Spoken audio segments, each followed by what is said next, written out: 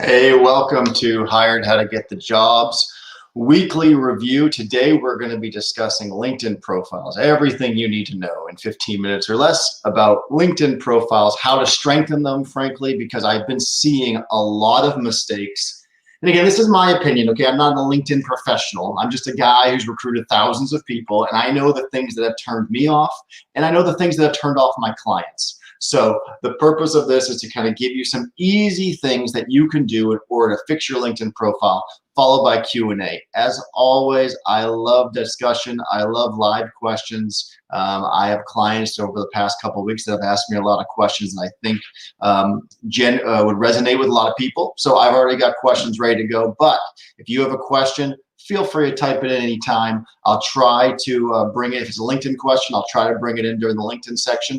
I'll just do my best to scan as we go along. But again, my name is Tony Martin. I write a little blog called How to Get the Job. It's focused on helping people get jobs, focused on people use those skills that they have that they might not naturally be able to resonate during an interview. We all sometimes struggle with the ability to show the side of us that the hiring manager is looking for, but many of us have the skills to keep the job once we get it. So I really focus on helping people get those jobs by resume writing, interviewing skills. This week I helped consult a client on salary negotiations. So and how to make sure they don't leave money on the table during the final stages when the offer's coming. So I do a lot of things like that. Follow me on Instagram, follow me on Facebook, follow me on my YouTube channel. You can see it right down there. If you like this video, if you like content like this video, please give it a like because it encourages me to keep doing them, but also it makes sure that other people see it as well, because by you liking it, then your network sees that you like something. But the Instagram is really key, guys. If this stuff is just too much, right? 30 minutes straight of content is just overwhelming, too much. Follow me on the Instagram feed, because the Instagram feed really is where I give you daily, hourly tips sometimes as I'm doing resumes. I will just pop on the Instagram with the resume, whitewashed of any private information, of course, so nobody except for maybe the person I'm actually working on their resume would know whose resume it is. But there's just so much value in that, especially if right now you're looking for a job. Because if you've been looking for 6 or 7 months now, you might be doing something wrong. I'm just going to be completely honest with you. There have been a lot of opportunities popping up. So there's a chance, I'm not saying it's guaranteed, but there's a chance you might not be marketing yourself as well as you can be. And that is the purpose of me doing these videos and doing these shows and things like that. So thanks so much for joining me. Let's talk a little bit about LinkedIn profile enhancements, how to get your LinkedIn profile to where it needs to be if it's not getting you the right type of attention. I did a fun little Instagram post this week on a LinkedIn profile idea. So check it out over there too if you like animal pictures, because sometimes they're fun. But let's start off with a picture, okay? I've used this example before, but I'm gonna use it again because this picture is just always right next to me, okay? Look, if your LinkedIn profile resonates and looks somewhat like the guy right there, who is me, you're wrong, okay? Your LinkedIn profile should not look like that guy. Your LinkedIn profile should look like someone that wants to work for a company, okay? Nobody wants to work with that guy. That guy who's frowning looks like a nudge, to use my dad's words. Looks like, oh God, a Mittendorf, to use another one of my dad's words, okay? Nobody wants to work with someone that doesn't smile. I will look at your LinkedIn profile and I will not want to, but based on if you're smiling or frowning or actually look like a pleasant person, I and other recruiters are going to make preconceived notions and assumptions about your personality. Don't create an uphill battle for you to overcome because I am calling you or choosing not to call you just because you're not smiling. Now, I don't think anyone's not going to call you because you're not smiling, but make sure that your picture makes it look like you want to, that you're a fun person to work with, okay? The same thing I give advice for military guys, right? Military guys during the interview have a tendency to be so structured, yes sir, no sir, and not show a personality. Your picture should show a personality. We had an expression or saying in the Marine Corps before we took pictures. We would ask the question, is this a smiling picture or a non-smiling picture? Because you didn't want to be the only person in the picture to be smiling when everyone else looked angry to be there. I don't know why it's a macho thing, but don't be that, okay? LinkedIn profiles, be happy. Next, headers. Your header should be searchable. Your header should use keywords that if you were hiring somebody, you would be looking for. In other words, you don't want to say oil and gas professional. I don't know what that means. I know that you're focusing on an industry that you might even be trying to escape. So the fact that in your header you put oil and gas professional is the exact opposite of what you want, because you might be wanting to attract yourself to technology or be attracted to other industries that are not oil and gas. So don't put oil and gas professional, put procurement professional, put procurement executive, put HR leader, put things that you did that you would, if you were right now trying to hire your position to work for you, you would go on to the Google, you would go on to the LinkedIn, and you would type a phrase. I'm looking for a benefits manager. So maybe you write benefits manager. You can have multiple things in that header, but just make really certain that it's focused things. You don't want basket weaving, anthropology, HR, procurement, operations, because that just shows me as a recruiter you have no focus, and it means I don't want to hire you. Okay? I want to hire people who are focused. I want to hire people who are actually passionate about what I'm hiring them into. And if you are, frankly, going into your LinkedIn profile and have a whole bunch of things, I'm going to assume that, one, you're not focused, that you can do anything, which fine, we can all do anything, but we can't do everything, and we can't do everything well. So I want to make sure, and I'm also going to, the other assumption I'm going to make is that you're applying to other companies that have to do with these other areas, because you want them to see operations when they go to your LinkedIn profile. But truthfully, you've been 90% HR your entire life, and you did operations for 6 months 10 years ago. Don't, it's very similar to what I say. You should not apply to a bunch of jobs inside one company unless they're in the same vertical. You shouldn't have all of those catchphrases on your LinkedIn profile. Now, I know what you're saying. Tony, you hate absolute statements, and you're making a lot of absolute statements. I do hate absolute statements, and you're exactly right. I am making a lot of them right now. So let me just backtrack for a quick second and say, in general, just be thinking about how you are intentionally creating the headers in your LinkedIn profile, and make sure that you're trying to show some focus in areas of jobs that you're actually applying for and think you have a chance of getting. Next, there's a spot on the LinkedIn profile. We've all probably seen it. Now, if you're on LinkedIn, you have an opportunity to put like a sticker around the border of your picture. It says open to work or open to new opportunities. That's great. I like that. Sometimes it doesn't quite, just make sure that the ratio of the picture is okay still, because sometimes when you do that filter, I guess might be what it is, it messes up your picture. So just make sure it looks okay. But make sure that you also, in between, where is it? It's in between the city you live in the about page, the about section, there's a spot there where you can click open to new opportunities. Now that's really important you click on that if you're working for a company, because if you're currently working for a company and you want to get out of that company, you don't want to put that green border open to new opportunities, because guess what? Your whole team's going to see it and go, Joe, what's going on? You want to leave us. But by doing it in that section that's in between the city you live in and the about spot, you're actually only going to be highlighting it to outside recruiters, ideally. Now, I'm not saying that if you have an internal recruiter looking to backfill or find a role that's similar to yours, they might see that you're open to new opportunities in there. So be real careful with how you do it. But I have seen people do it who have trusted me inside my company when I was a recruiting manager, and I wasn't able to figure it out.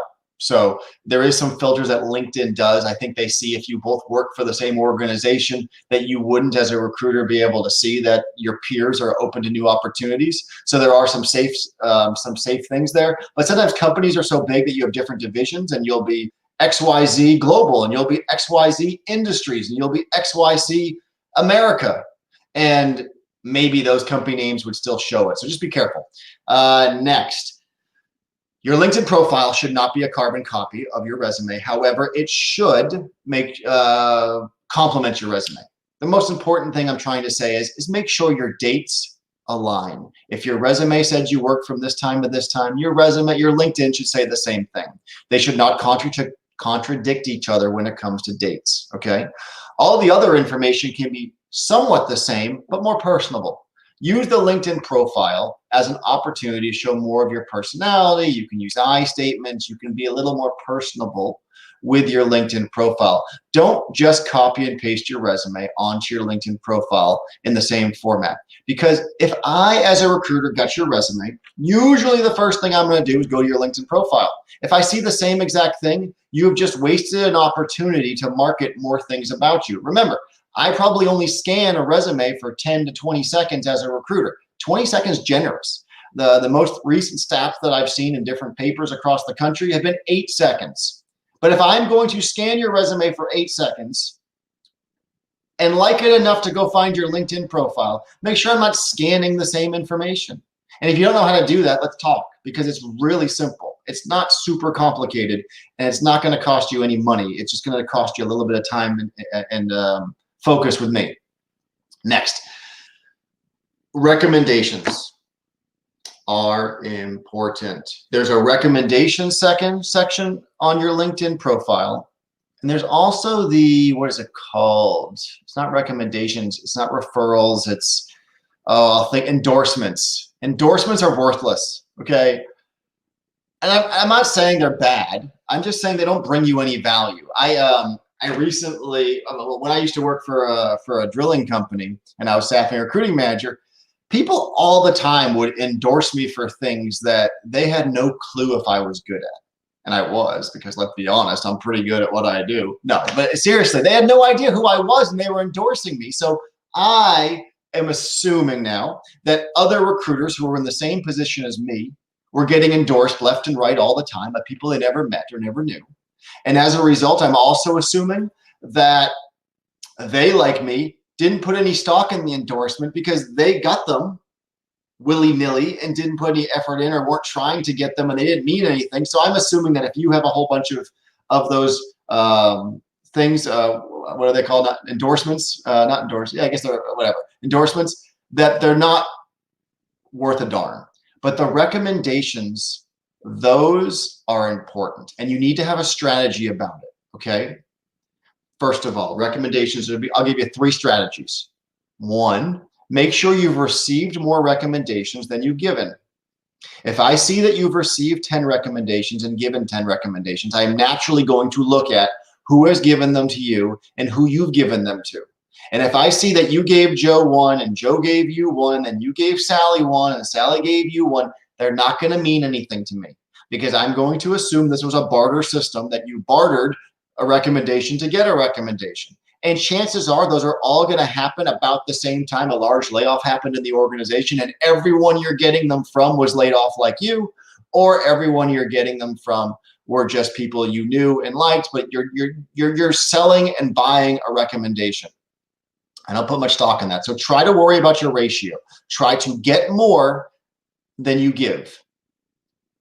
And if you happen to give more, or you realize that, look, I give a lot of recommendations, I just care about people, that's fine, but make sure you're not getting them and giving them from the same group of people, okay? Step 1.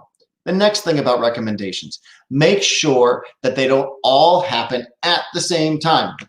Again, you get laid off tomorrow, you got laid off last week, all of a sudden there's 10 recommendations that came in a 5-day period. I give those a lot less stock than I do ones that organically happen over time. So this is still October. We got a couple more days left. I would say every single month, solicit recommendations from senior people inside your organization. That's going to be the 3rd tip. Senior people. Don't just go for your peers. Peers certainly matter, but just like a resume can get bogged down with so much information that I'm going to miss it and I'm going to scan it, I'm not going to read these recommendations. I'm not reading them line for line. I'm scanning them. And if I'm scanning them, I want to see who they came from first and foremost. But if I see it came from a whole bunch of your peers, I'm going to hold less stock in that recommendation than seeing it came from a whole bunch of your leaders, managers, VPs, directors. So less is more. I would rather you have less recommendations spread out over a year than more recommendations from people who aren't decision makers. So when you solicit them for recommendations, do them spread out, a couple this month, a couple next month, a couple, et cetera, et cetera. So over time, you finally have a good grouping of recommendations. And then the last thing I'll say is make sure you have a good enough relationship with a person that's writing you a recommendation that you can come back to them after they've written it and ask them to rewrite it because you see typos. It sometimes can be very intimidating to go out on a limb to ask someone for a recommendation, for them then to give it to you, and then for you to go, oh, there's 3 typos in here, and I don't want to say anything. But guess what? That's a reflection of you and them, and I guarantee they probably want to know. But you have to have a good enough relationship where you're not going to feel weird about asking for that, okay? Next, articles. There's lots of articles and posts on LinkedIn. Make sure you're liking those articles. Make sure you're posting on those articles. Make sure you're sharing those articles. Feel free, if you like this, to share this because that'll help me. It's not going to help you. I'm not going to lie and say it'll help you. It probably won't, but it'll help me. But share things that you're interested in. Show people who are looking at your profile that you're staying engaged, because it's going to help me want to reach out to you. If I see that you're active on your activity feed of liking stuff and commenting on stuff, and make them that they're related to what you're trying to get for a job too. That's really helpful. But I'm going to see you're active, which means I'm more likely to reach out to you because I feel like you're going to respond to me pretty quickly. And even in this world where there's a lot of candidates out there, time is of the essence. And we are trying to hire people and engage people that are going to reach back out to us, because we all are a popcorn generation. We all want instant gratification. And I want to know that if I reach out to Sally today about this opportunity, Sally's going to get back to me. Because if Sally gets back to me 2 months from now, I'm already going to move on with somebody else because someone else got back to me sooner. But it creates more work for me down the road if I'm engaging 15 people and then 3 months from now, 10 of them get back to me when the job's already gone. Now I got to re-engage these people, go, hey, I'm sorry, the job's no longer available. But make sure by posting stuff in advance, posting stuff regularly, you're going to give those social cues that you're going to respond quickly to comments and emails and things like that. Next, connect with companies that you're targeting and attracted to. What I mean by that is there could be a whole bunch of people working for these companies, and you might want to work for that company. There's no roles there right now. Well, don't connect with a bunch of people the day you apply the job. That is one of my strategies that I've talked about. But in the meantime, if there's not a role available at this company that you really want to work for, then in the meantime, connect with some HR people, connect with some people through LinkedIn in that value chain that you can network with down the road. So when an opportunity does come up, you're not trying to cold call a whole bunch of connections, which is certainly doable, but it takes more work than right now when there is no opportunity available, starting to connect with them now. That's going to help you. It's not going to hurt you. It's only going to help you. It's going to build your network. It's also going to maybe make you more aware of opportunities as they pop up at that organization, because maybe someone who works there is also going to post the job because it's inside their department. So things like that will help you be the front runners for opportunities, and also hopefully grease the skids, if you will, when you're trying to talk to these people. You can say, hey, Sally, I see you have a job as a procurement specialist. You and I connected 3 months ago. Can I talk to you about it? That's probably going to get you a better response than, hey, Sally, will you connect with me because I want to work for your company? Now, again, I have a whole article about how to do this and make it less about me and more about, boosting people up. But still, you're going to have more success if you're preparing in advance. Everything I typically talk about is preparation in advance for the interview, for the job opportunity, for presenting your resume, okay? Then the last thing, and this is important, stay away from political issues. I try to do a fairly good job when I'm on these videos of not showing a political side. I do federal updates where we talk about what Congress is doing and what the House is doing and what the president is doing and what these different groups of people are trying to do to help people through the pandemic from an employment standpoint. But don't start liking a whole bunch of Trump things or a whole bunch of Chuck Schumer things or a whole bunch of Nancy Pelosi things or a whole bunch of Biden things. Don't do that, because you're choosing a side. And then someone who is hiring you also has a side, especially in our polarizing world. Don't choose a side. Be open to everything. But by you choosing a side, you might turn an opportunity away because they are naturally going to assume that you're a conservative or a liberal, and they're not going to like it. So don't pick sides. Don't like stuff on LinkedIn. And I've had many consults with individuals who have done this. And I've said, let me give you some advice on my LinkedIn. And they cut me off, and they've each one had the self-awareness to say, stop liking political stuff. I go, yes, every time. I don't care where you stand. Stop liking political stuff on your LinkedIn profile. That's not where it belongs. And I'll even take a step further. I am going to hunt you out on, say, Facebook. I might not go to your Instagram, but I am going to go to your Facebook page, and I'm going to look at that too. So while you're looking for a job, stay away from politics altogether, okay? It's only going to help you. It's not going to hurt you. If you're applying to a job that's extremely left or extremely right, then maybe by posting something that's in their vein, you're going to be more targeted. But I promise you, by not posting anything, it's going to work out better for you in the long run, I think. All right, now let's get to questions and answers. Okay, I love doing this time. So if you have any questions, feel free to type them in. I have lots of questions over the past couple of weeks from clients that I've worked with. And if you're watching this video and you like the Q&A, I always do the Q&A in the back half of the show. And while I'm doing Q&A, this Q&A header is on the bottom here. I guess it's a footer. It's on the bottom here. But if you like that, feel free to go over to the YouTube channel, Hired How to Get the Job, which is going across now, and go to the Q&A. There's probably, I don't know, 40 of these videos now there with 40 Q&As on there. So every week's a little bit different, and I try to make sure that I don't recycle questions unless my live audience recycles the questions. So check that out, and we will get rolling. So Tori in Houston asked me last week, she's planning on moving to Oklahoma City, and how do I say that on my resume so I'm considered for the roles? Easiest way, first of all, Tori, is to, if you are trying to move somewhere and be considered for those roles, see if you have an address that you can use in your resume, okay? Maybe you have a friend in Oklahoma City that's going to let you sleep at their house when you're interviewing. I would use that address. Maybe not the actual street address, but at least the city, state. If you don't, in your professional summary, the very first thing I see on your resume, it needs to say something like, as you look at, excited about relocating to Oklahoma City as a, and then fill in the blank with the job and the role you're applying for, as a procurement specialist for abc.com. But by me as a recruiter, because the first thing I'm going to do is go see, okay, you live in Houston, Texas, Tori. I'm going to open up your resume and I'm going to scan. And if I see in that first line, excited about the opportunity in Oklahoma City, then I know that you know where the job is and you must have a plan to get here. It's going to make me more likely to scan on. But if I start getting more questions as I'm scanning, I'm less likely then to pursue you as a candidate because there's other candidates already out there that live in Oklahoma City. Now, your cover letter is going to be extremely important for this too. Will your cover letter get read? Probably not. I want to say that out of all the recruiters I've worked with, maybe 20% of them actually read cover letters. I was one of them, but only 20% read them. Now, we don't read them, we scan them, but only 20%.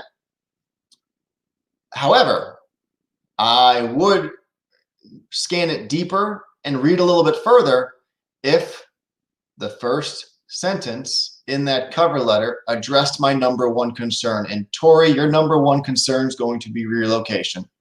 So you need to address that. As you look at my resume, you'll notice I live in Houston, Texas.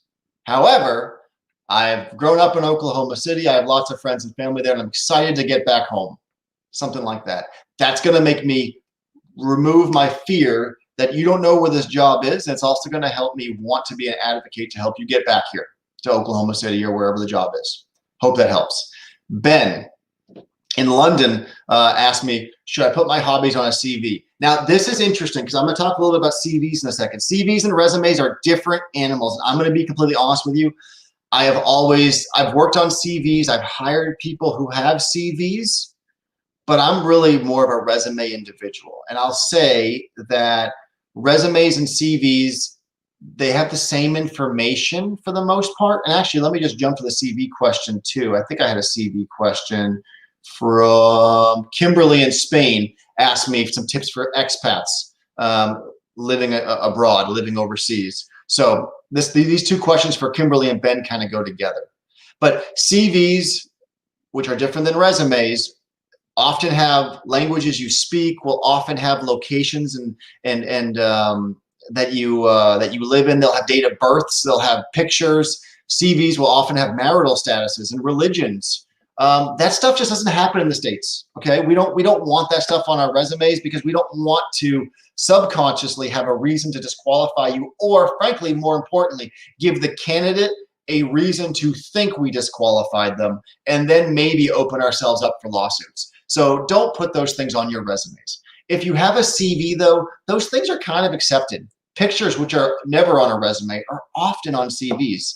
But the format on a CV is more of a tabling format and things like that. So your question about hobbies, I'll say you don't want to put them on resumes. On CVs, I'm just not quite sure. On the resume, it doesn't belong.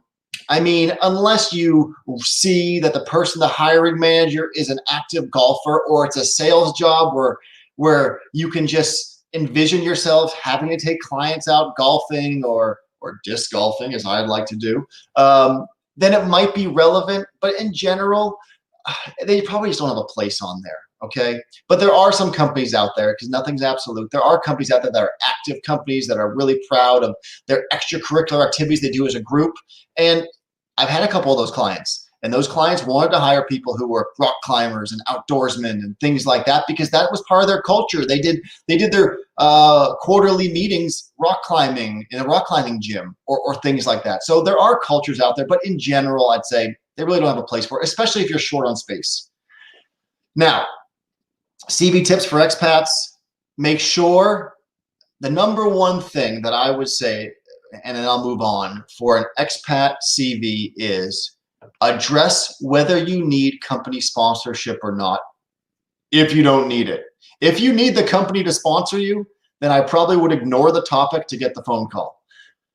But if you don't require sponsorship, you're married, you have the work visa, you have everything you need to work in that country, I would make sure that's the first thing on the top of my CV. Not very first thing, but I'd make it in my header of my CV, or I'd make it the first line of my professional summary for my resume, because I want that company to realize that I am not going to be a burden on them. I'm not going to be an extra cost to them. I'm going to actually help them. Also, tips for CVs: make sure, if you're an expat, make sure you know the culture of the company you're joining, the culture of the country you live in.